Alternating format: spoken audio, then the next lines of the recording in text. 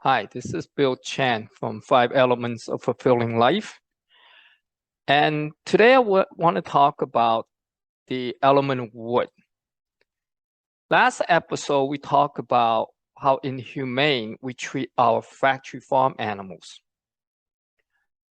Today, I want to talk about the impact to both our communities where the factory farm resides and also to a bigger global environmental impact. So if we look at the communities around these factory farms, it's really causing a lot of pollution for residents living around the farm area because of the chemical fertilizers as well as waste and manure from the animals. These aroma and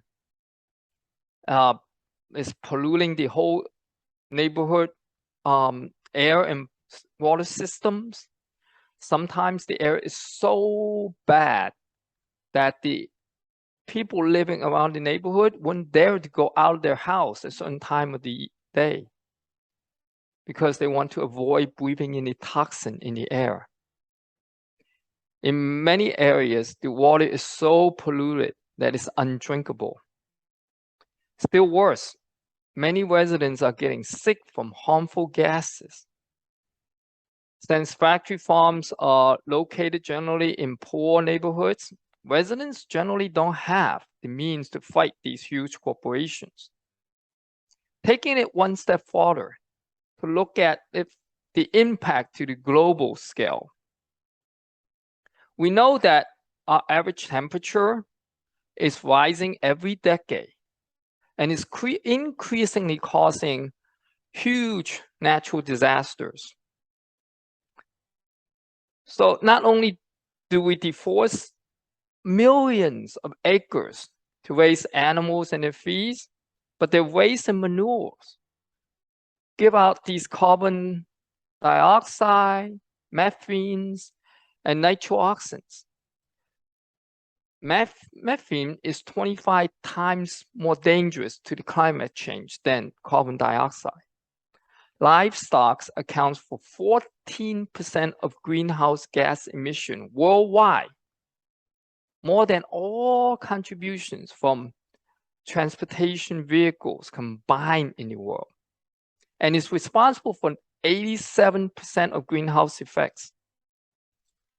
75% of all arable land is used for raising animals, while only 25% are used for human crops consumption.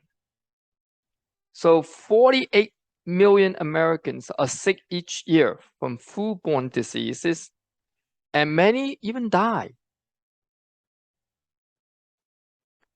So there's new research published on February 15, 2022 that shows average sea levels has swelled over 8 inches, about 23 centimeters, since 1880, with about 3 of those inches gained in just the last 25 years.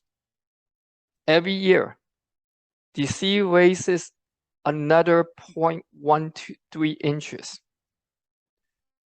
It shows the sea level is rising, accelerating so fast that by 2050, all the lower level dry lands may be submerged by the ocean. So given a huge economic demand increases for developing countries like India, China, to solve the problem, the rate of average global temperature change may accelerate even faster. However, we don't have to wait 50 years to see the effects of climate change. Look at Hurricane Ian that just came around my neighborhood in Florida. Look at what's happening this year, the year before. Each year is getting hotter and hotter. We're recording the hottest day records in history. The last 5 years, we have 5 of the hottest days on record, period. 75% of fresh water we're using is for food production. Meat production in 2020 is responsible for a huge part of global warming and may be contributing to animal extinction rates, close to 200 species per day. A large fraction of Earth's fresh water is frozen. It's stored in the glaciers around the world and the Arctics, Greenland and Antarctic ice sheets. When these huge ice caps start breaking off and these icebergs are melted, the water floats into the ocean and sea level rises. One model of the air level suggests that if all the glaciers and ice sheets melt, global sea levels may rise as much as 195 feet in places. So recently we saw more articles about melting of glaciers and ice sheets from Arctics, Greenland, and Antarctics, causing extreme flooding and droughts in some places for the last few years. The last few decades, we have seen massive icebergs melt in the Arctics that took millions of years to form. So global warming is not only heats up the surface water temperature, but also the subsurface temperature that further speed ice melting. As temperatures rises, the Antarctic ice shelves change shape. So we are looking at a catastrophe that may happen in our lifetime. If not our lifetime, definitely our children's lifetime, if we don't resolve this issue. So we have seen more earthquakes, storms, floods, hurricanes than any time in history, and more severe. So maybe it's a sign that the nature is fighting back. What can we do about it? Water is becoming so precious right now. You see all the dams, lakes, huge reservoirs being dried up like never before. And in fact, on Wall Street, water is traded as blue gold. And it's going to be one of the most expensive commodities you can buy. There's a term on Wall Street called the water law. And it's like the landlords of the past. These water laws owns reservoirs of water. And because they own water commodities, they control the water that's necessary for our substance, right? No one can live without water. And in time, they're going to be like the landlords of the past.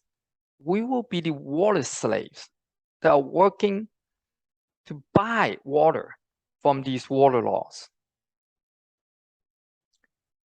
So, like in many developing countries like South America, multinational conglomerates began operation and overtake the local water supply for drink or beer factories or factory farms of fruits and vegetables like pineapple, banana, avocados, many more. This drives out the local small farms who shelters the business and lost their livelihood.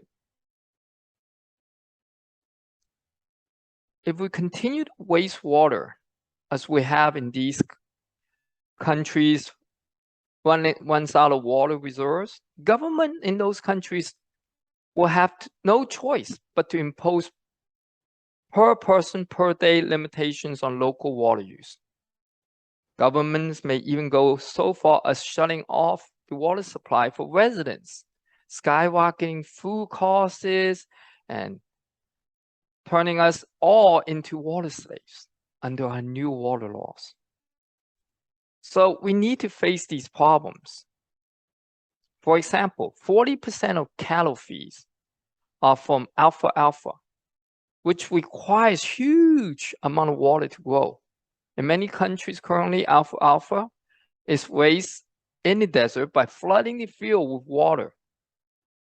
We could slow down all this climate change by consuming fewer animal products just by cutting meat once a week. The US alone would save 100 billion tons of water and 1.2 million tons of carbon dioxide, the equivalence of taking more than 500,000 cars off the road in the US. And all this if we only eat meat once a week or less.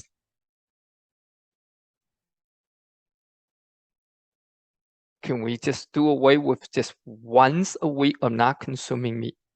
I ask you.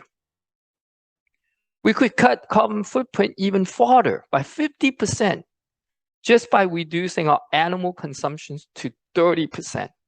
If everyone turns vegan by 2050, the scientists estimate food-related greenhouse emission can be reduced by 75%, and premature death alone with all mortality will go down 20% and save 20 trillion in medical expenses.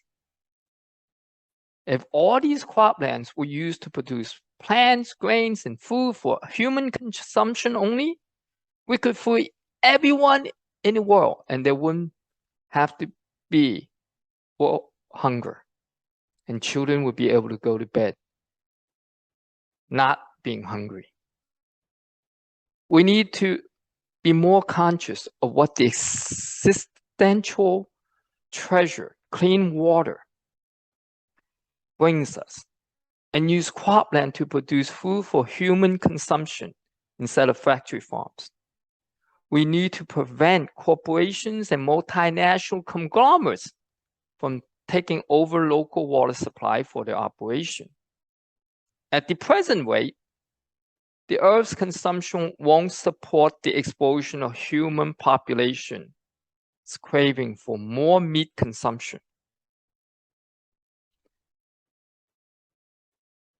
I always thought that if I can't convince someone to become vegan, it's their freedom of choice, right? And it doesn't affect me personally until I watch this YouTube video, Singapore Food Problems. The video basically suggests that for every 1 degree rise in temperature, we reduce our cropland production by 10 to 25%. And we increase the pest problem by 10 to 15%. Not just the increase in pests, but their appetite growth to consume and destroy more of the healthy crops increases as well.